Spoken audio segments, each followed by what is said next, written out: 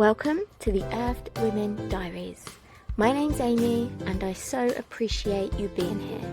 This is a space where I share my thoughts, feelings and the lessons life is teaching me, as well as raw, meaningful conversations with others. It's not perfect, polished or planned. It's a part of the internet for softness, truth and community. For those who want to live a little deeper, a little more honestly. So let's dive in. So today I'm going to share a little bit about my journey of why did I leave the UK and how did I get to the point of being ready to actually leave the UK. I have my tea.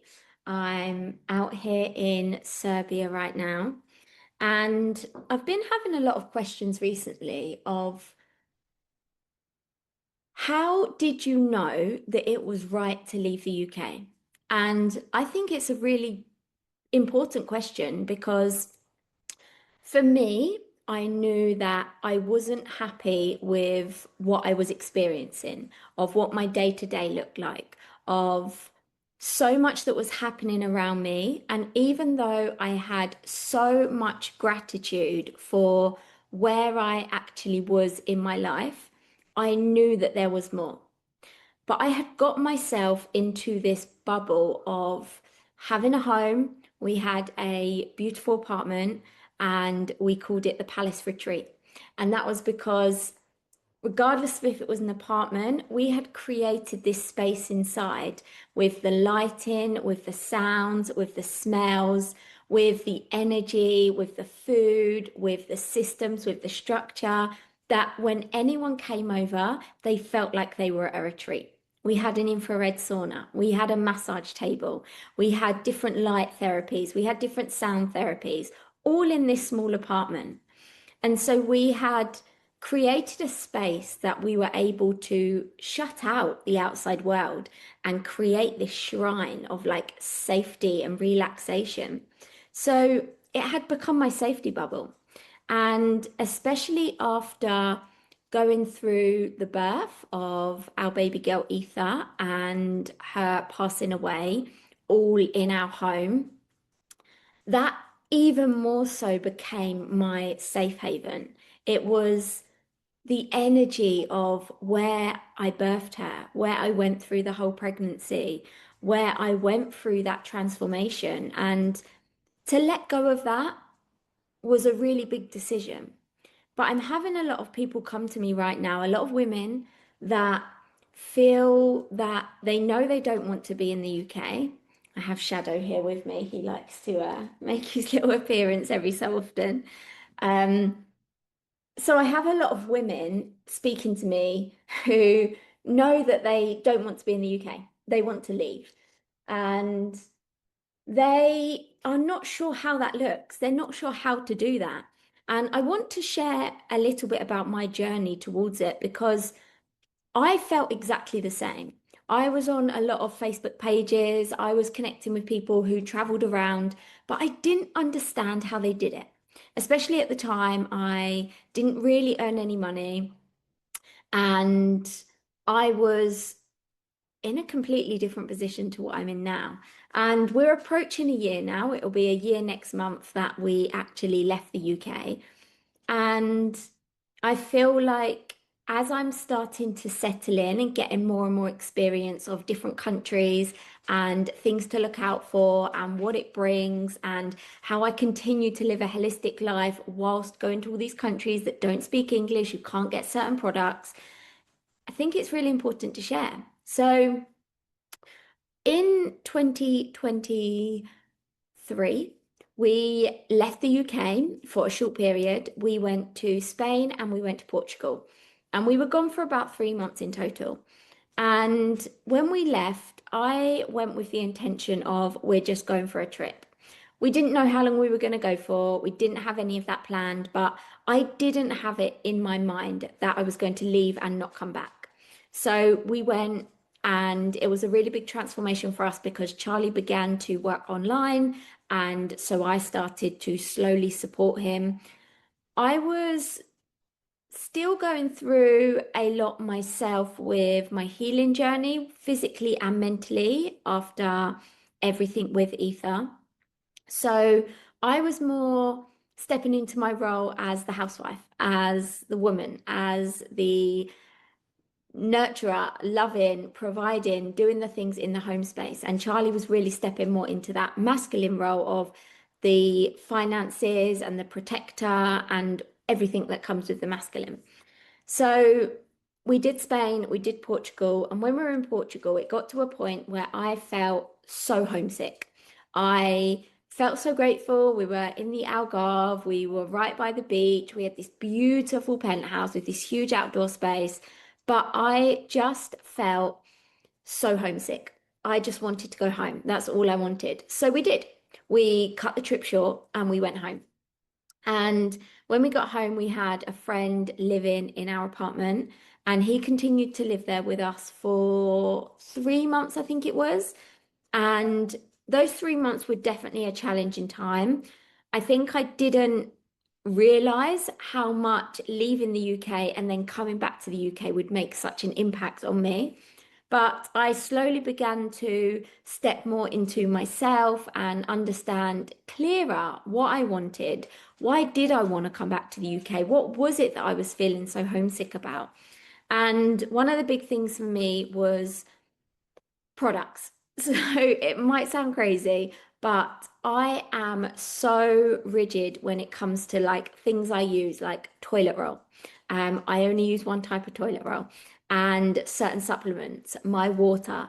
There are so many things that I'm going to dive into this in another episode to share just a little bit more about the things that I use when I am on the road. But a big part of me feeling homesick was those products, was me starting to run out of those products and realize these are what make such a big part of me. Like my health is so important, and not just health, but being able to actually live holistically, like mind, body, and spirit. And I think that that's something that I really found started to wear on me when I was in Portugal. So when we come back to the UK and I was able to stock up on all my products, I felt amazing. But the reality very quickly set in of what was happening in the UK, what the energy was like in the UK, what the people were like in the UK. And that's no disrespect. There are amazing people in the UK. The UK is like the heart chakra of the world. The UK is beautiful. It's got so much greenery. It's got like there is just so many incredible things to see. The access to certain products and just things that you can do in the UK is amazing. But unfortunately, it has been so corrupted that it's lost that like spark, it's lost that like that magic to it. And I didn't see many people when I was in the UK. I had a very simple life. Most of the time, it was just me, Charlie, Shadow. We occasionally had people come over to see us, but most of the relationships I had were online. So it wasn't like I was physically missing anything when we went away. I think I was missing certain family members, like my mum was a big one because my mum doesn't really travel and she's not the wellest of women. And so there's always that apprehension of, is she okay? Does she need anything? I went through many years of supporting her when she was unwell. So that was also a really big thing in me taking the leap to go away and almost feeling like I needed to come back, even though she was okay. I guess it was that safety of knowing I'm there in case anything happens. So during that time, I worked on so much at home, and Charlie got himself to a position where he was going to go out to America and see a company that we were working alongside. And of course, he wanted me to go, they wanted me to go, but I was like, I can't. We have Shadow. Like, what can I do with Shadow? There's nothing I can do with him. And I left it till the very last minute when Charlie booked his flights. And I then realized, shit, I want to be going. I want to be going to America. I want to go and travel. I want to go and see what's happening. And I couldn't. I couldn't do that. And that was really, really difficult for me. So I did find a lovely, lovely lady. Her name's Julie, and she was a dog walker. And I connected with her and very quickly we settled Shadow in. And Shadow was great then. Shadow loved it. He went there like 1 day a week and he was happy, he was settled. And my only regret was, why didn't I start this sooner? I was so attached to Shadow because unfortunately, when I did decide to get him, it was after the loss of Ether and my desire to mother, I had put that into Shadow. So there was a lot of, I guess, regrets in that instance because it wasn't fair on Shadow that I had gone and put that onto him. But he settled and he did really, really well. And he got to a point where I was able to go to America. So Charlie went to America and spent a couple of weeks out there. And then I think it was about 11 nights or so. And then I went out and met him. Went for just over 2 weeks. Shadow was fine. It was amazing to have that time, that space away from Shadow in a new country. A lot of lessons, a lot of teachings, but it was a great, great experience. And when we came back to the UK, we knew we did not want to come back to the UK. We knew that it was not going to do us any good by coming back to the UK. And we did come back, we got Shadow, and I think we ended up being in the UK for just over or just under 3 weeks, actually. We came back at the uh, end of May, I think it was, middle to end of May. I think it was about the 18th of May. And then we left the UK on the 10th of June. And that very short period in the UK was really challenging. It was a really, really difficult time. And it was very turbulent for Charlie and I. I was very emotional. There was a lot going on. And it really showed how the energy of the UK, the memories that we had in the apartment and everything that came with it was not worth us being in the UK anymore. And we kept speaking about leaving the UK and all these things were coming up. But for me, it was like money. We don't have enough money. We need to have enough money. Like, I want to have this much money. And there was so much fear around leaving. And it's only been recently that I've actually understood what that fear was. And one part of it was finances. Another part of it was growing up, I was like a suitcase kid. I was staying from place to place quite a lot with my parents splitting up, and there wasn't too much stability for a certain period of my life. So when I finally got my own place and this place that we had poured so much into, the idea of leaving that and going to stay in Airbnbs, going to stay in things like that was scary. It made me feel really, really unsure of whether that was the right thing to do because this was my safety bubble. It was my place that I felt like protected and like so safe.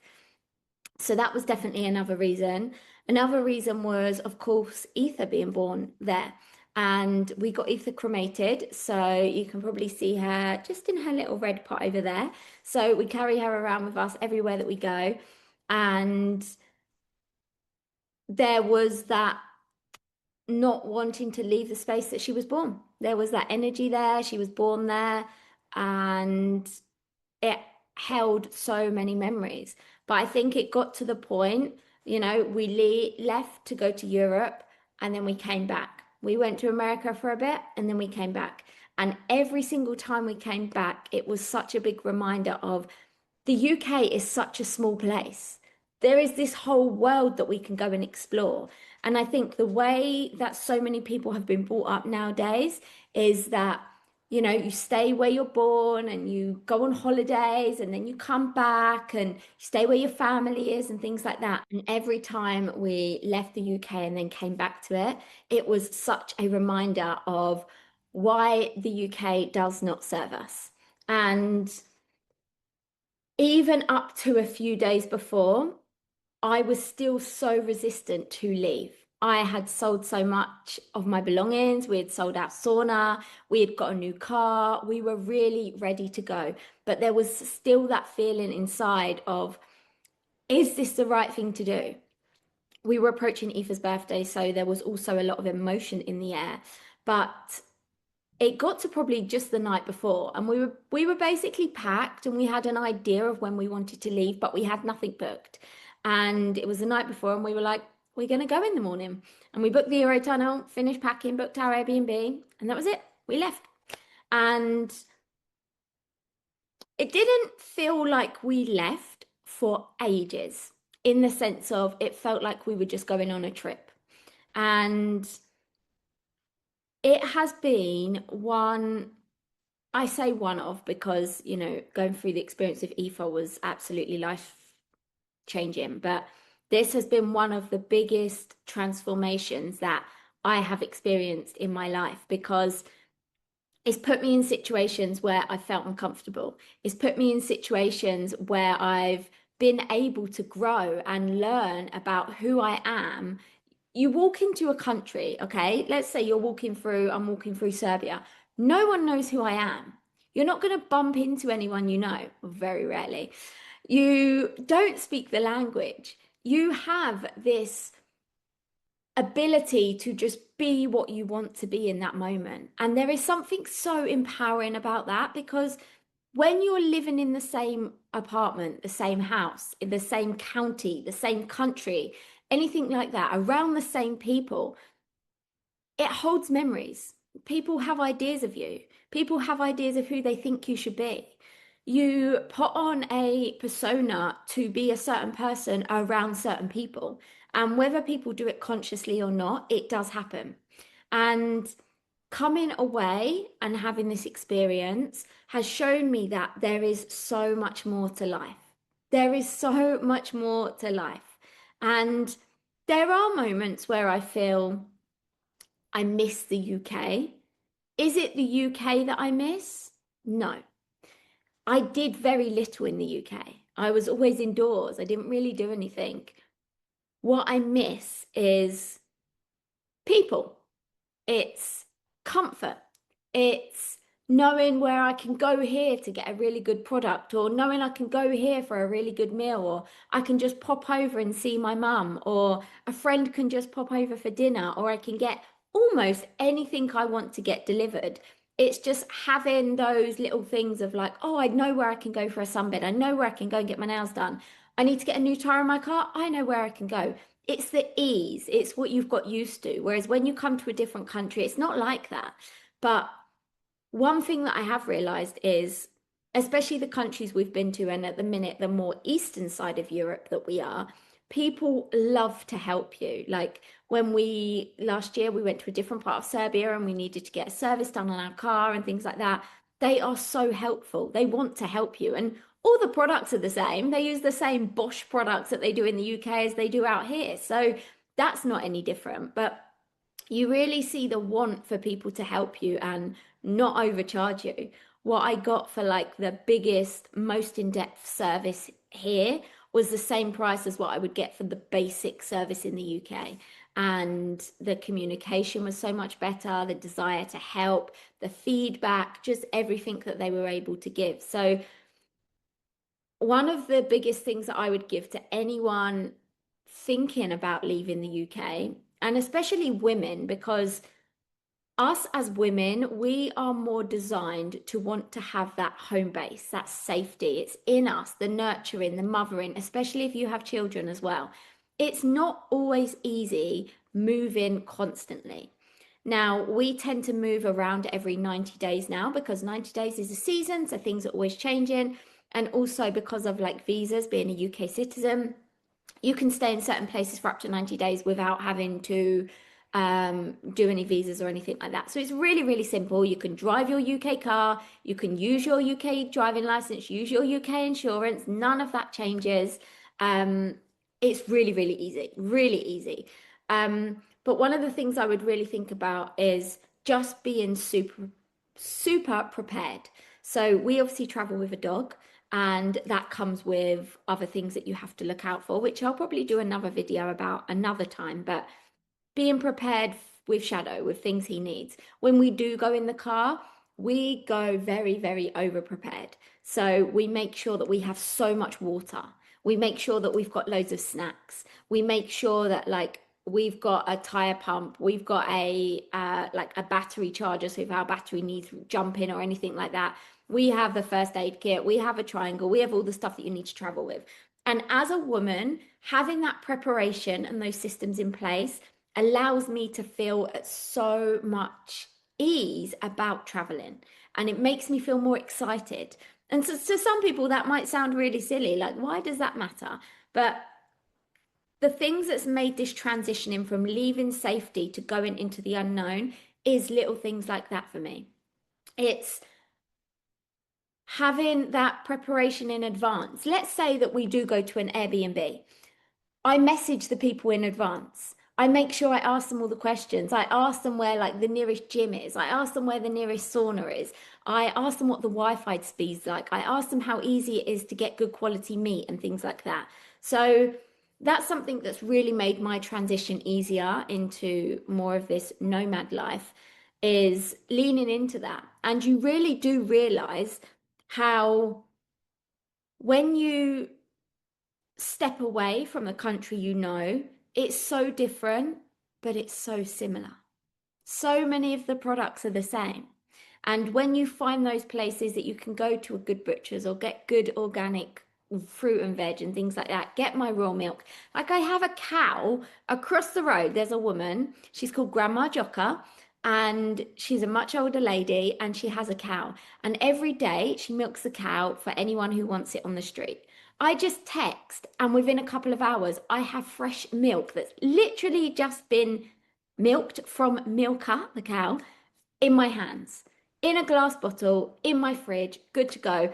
And it costs about £1 for a litre. That's it. And it couldn't be fresher if I tried. Things like that are so, so important for me. And another thing is, a thing for me in the UK was I felt so safe. Okay, so I spoke about this, about the safety, about the things that are around me. So I make sure I'm prepped in advance. I make sure I have the products and things that are most important to me, and I have a good little stock of them. Even if we are traveling around in the car, I still make sure I've got them because that gives me my little bit of home. Like we have a diffuser that has color changing lights from home. We have, you won't be able to see it, but behind there we've got some color changing lights. They're like battery operated, and we used to have them in at that our apartment, and they were great because at night we'd have like a red light, a green light, and all these beautiful lights around the home. So I brought them with me. I have, not sure if you can see along there, my Himalayan salt string lamps. Really, really important as well, because again, that gives me a sense of home. I travel with my own duvet and pillow because, as much as usually we use whatever is provided, it's another sense of comfort, it's another sense of home. And coming to these Airbnbs, even through Airbnb, which is more expensive than if you were just to go and rent privately, it has allowed us to have so much more space to what we had in the UK.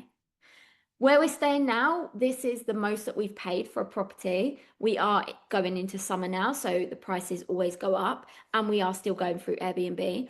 But we have a garden that I couldn't even tell you what the size is, but it is huge. It's a 3-bedroom villa. It's very, very big, detached, gates, private drive, so much space here. It is huge.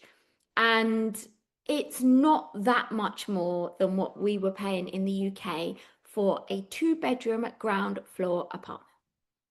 So it really just puts things into perspective. And one thing that I would say to anyone who is not feeling happy and feeling like they want to leave the UK is really get clear on your reasons why you want to leave the UK. Because if you understand the reasons why, you will then be able to map out and make the transition as smooth as possible for you. Get clear on what do you want? What does it look like? How will you earn money? That's a big thing. Nowadays, there is a lot of working online. And that's exactly what Charlie and I do. We work online. And as long as we've got a laptop and we have an internet connection, we are able to make money in whatever country we go to. So we have that flexibility. And that's where it's at.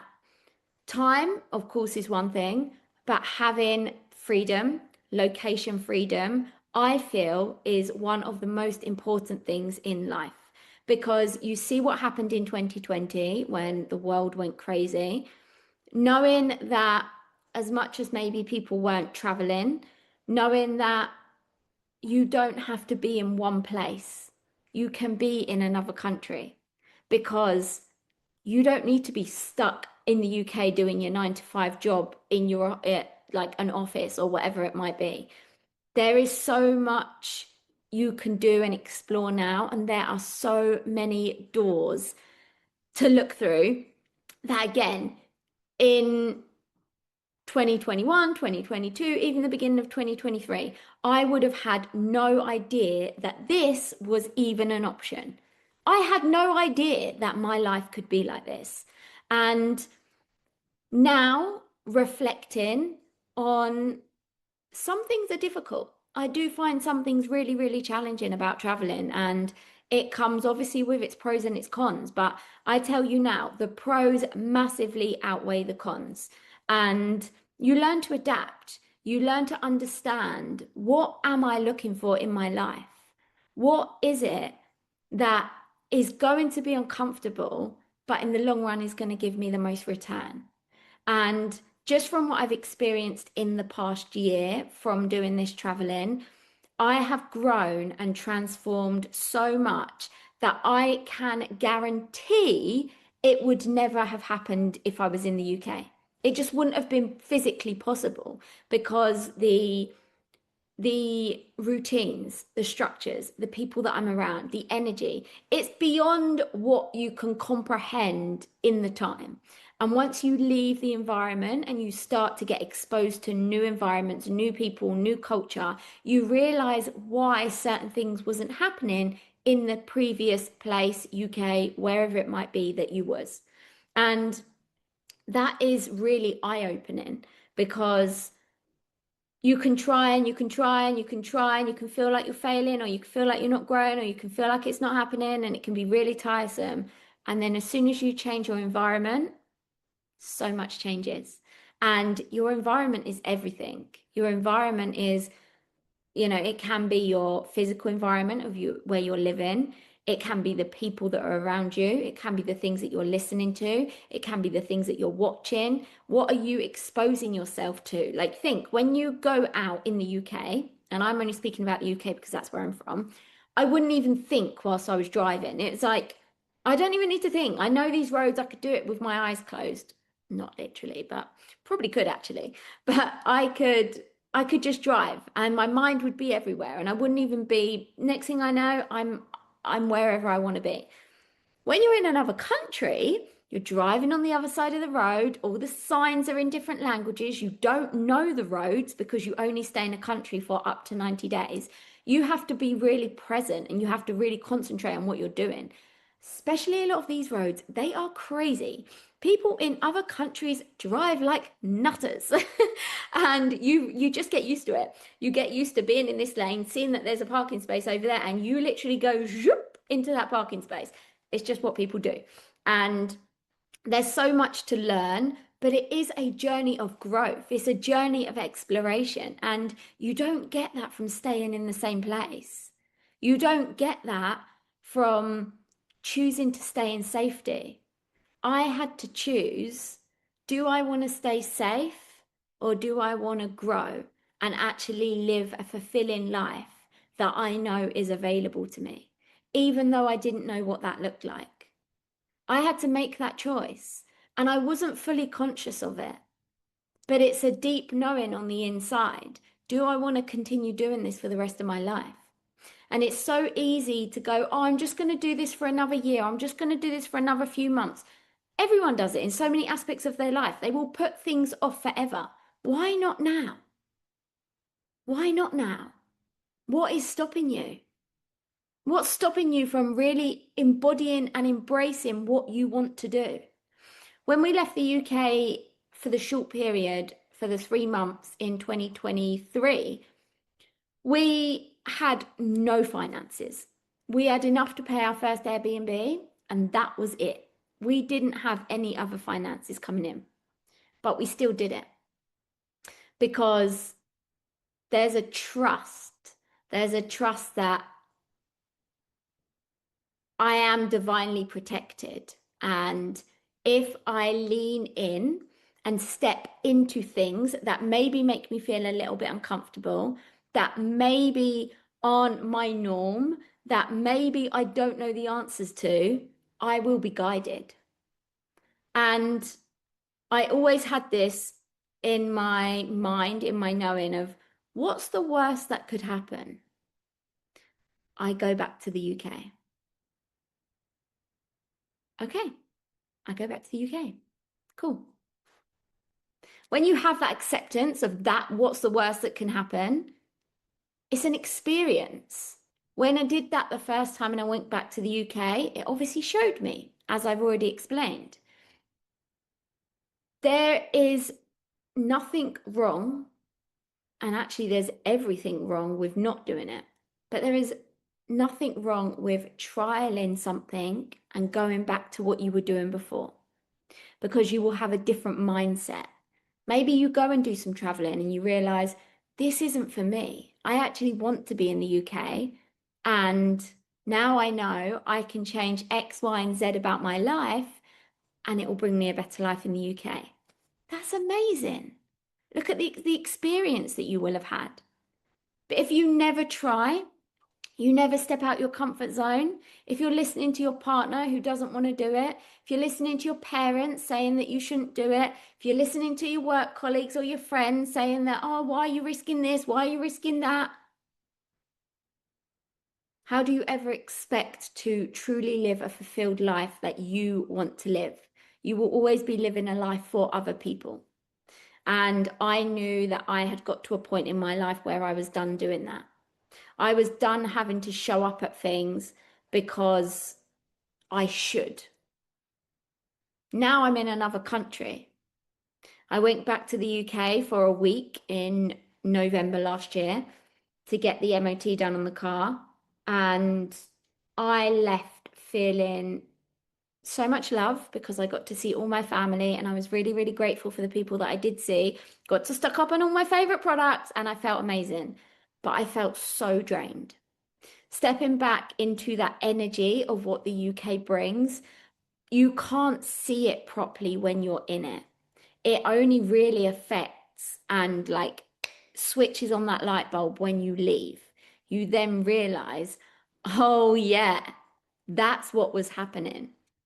And yeah, my main thing to anyone considering it would be do it.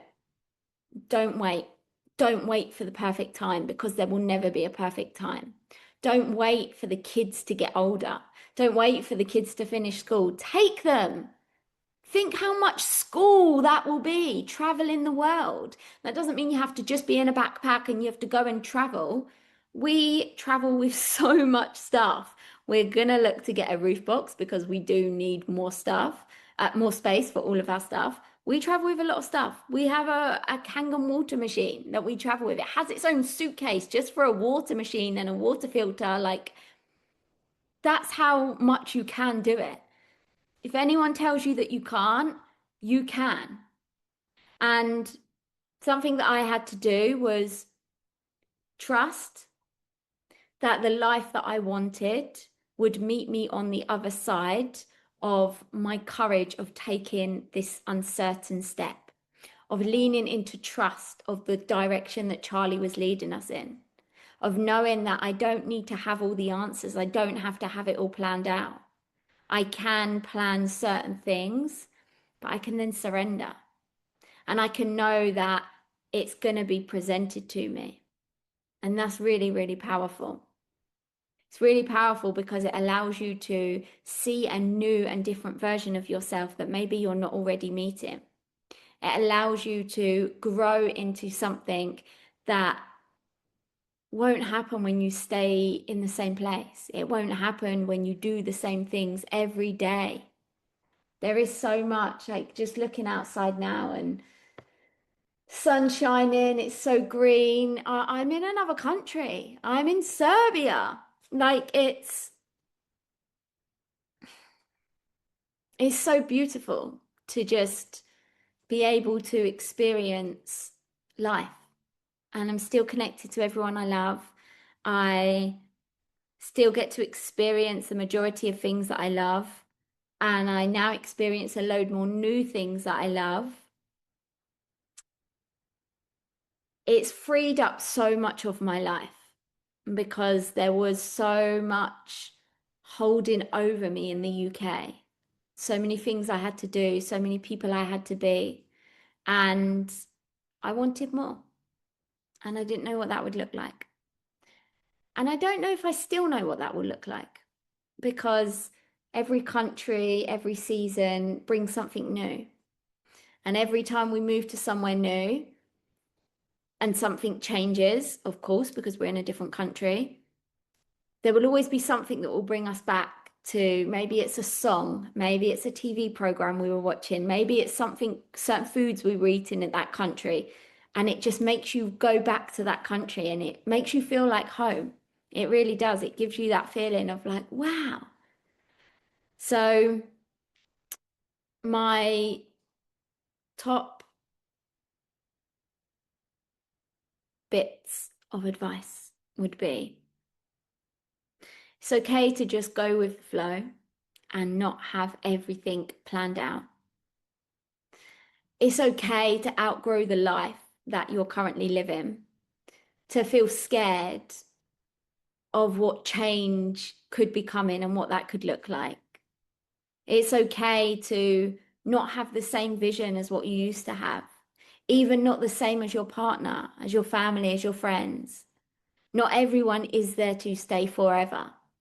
And if you hold yourself back because of other people, then who are you truly living this life for? You have to go out and get the things that you want, that you desire, that you need. Because something that I always say, and those of you that know me will have heard me say it, physically, you come into this world alone and you leave this world alone. So if every step of the way you're not making those choices for you, then who are you doing it for? Validate yourself, validate your goals and your dreams, and get out there and enjoy it. Really enjoy it. And if you do have any questions, if you want any guidance, if you want any support, you can reach out to me. I love sharing my story. I love sharing what I'm doing, the little tips and tricks that I've learned. And I'm a very open book. So reach out to me and I look forward to connecting.